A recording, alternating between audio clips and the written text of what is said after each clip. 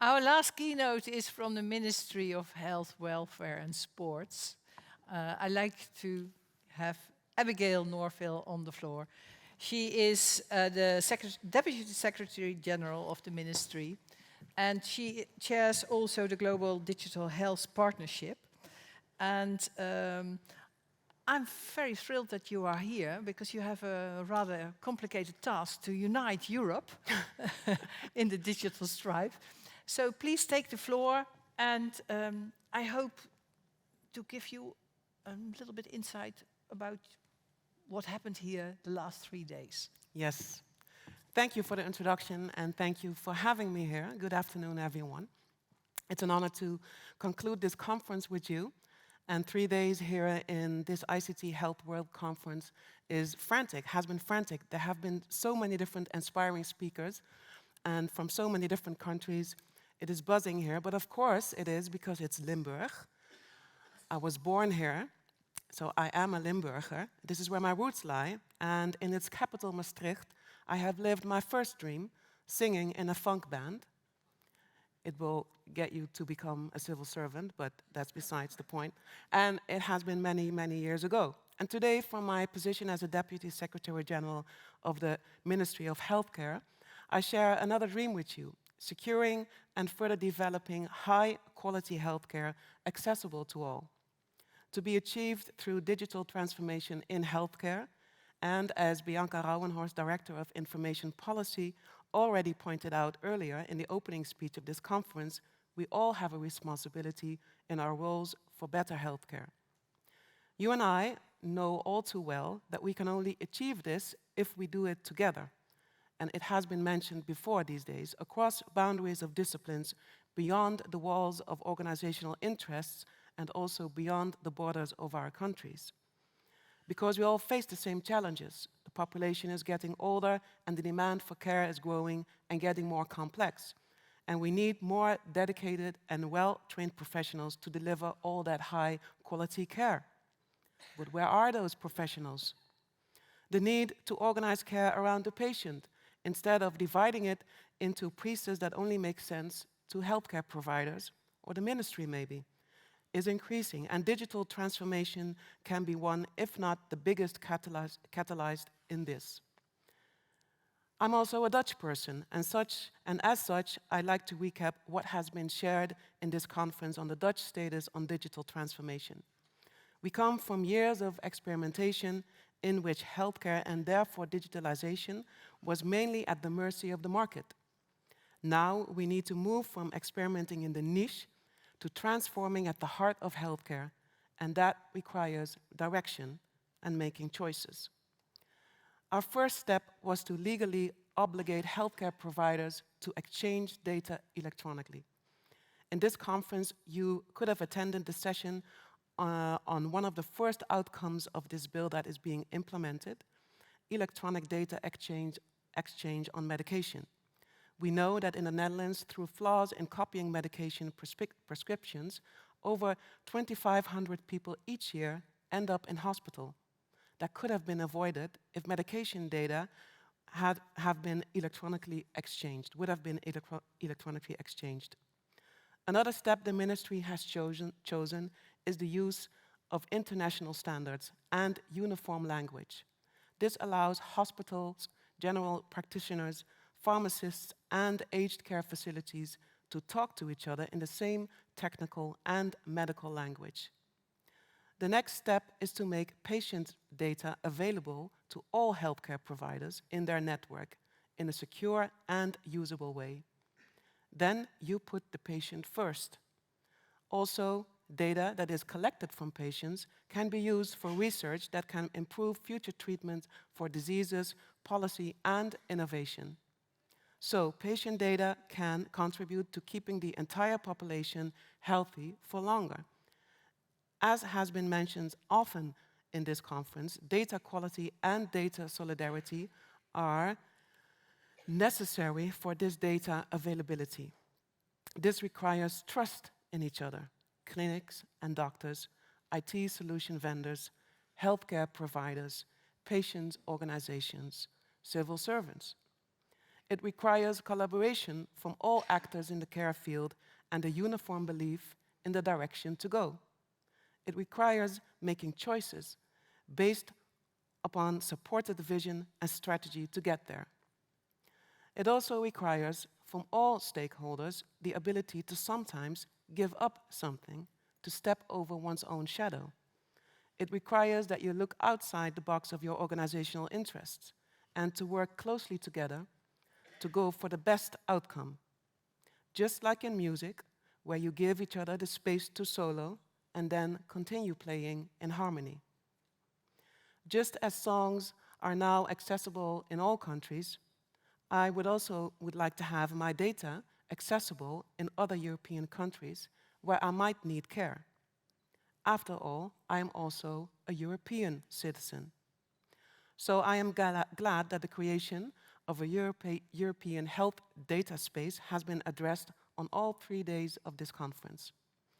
The proposed regulation for this space will allow patients to access their own health data wherever they are in the European Union. And it will also allow researchers, policymakers, and innovators to easier access health data for important reasons of public interest. This means that if I travel to another European country, I can rely on the fact that care providers there have secure access to my medical history if they need to, so they can treat me well. We have seen how Finland is one of the countries that has been an inspiring example of a health access body for the secondary use of health data.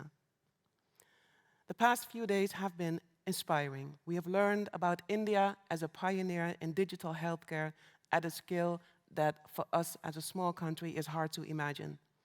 We learned about the transformational powers of artificial intelligence and other technologies from the Mayo Clinic platform.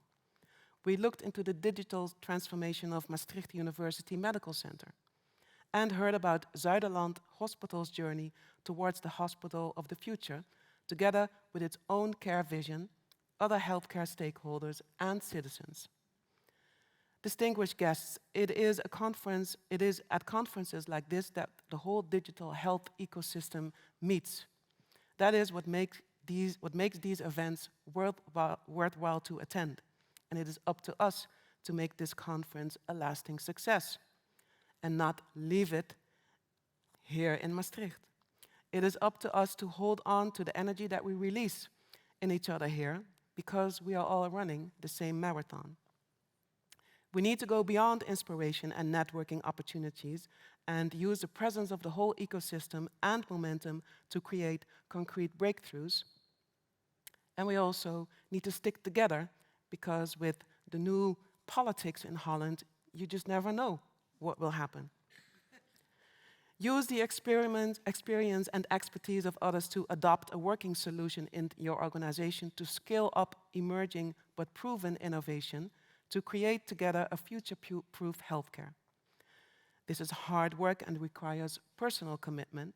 You have to make it small enough to handle, big enough to matter. But that is our shared responsibility, to build on the collective power of this community and use it to transform healthcare. In addition to being a Limburger, a Dutch person, a European, I live in Rotterdam, so I'm also a Rotterdammer. I'm a global citizen. Since December 2023, I have had the privilege to chair the Global Digital Health Partnership. This is a unique collaboration of the national digital health authorities of 36 countries and the World Health Organization, where we together work on the same mission. There we align our policies and legal and financial instruments to combine our influence at a global scale. What in particularly matters to me is that we should involve patients and care providers in this digital transformation. We need to listen and learn from them on how to move together in the digital transformation. When I took over that chair from the National Coordinator for Health IT of the United States at their event in Washington, I mentioned a song that inspires me. I'm not going to sing it. I would like to end with that song, some phrases of that song, because it expresses so beautifully what we are doing here. It's called The Revolution Will Not Be Televised by Gil Scott-Heron. It's a protest song, but it's also about progress, and that's why it resonates by me. It says, you can't sit still and watch the revolution happen in front of the TV. You have to be part of it. And this is what I want to tell you. We are all part of this digital revolution, and we have to do it together. The revolution will not be televised. The revolution will be live. Thank you. Let's listen a few moments to the song, and then I have some questions for you left.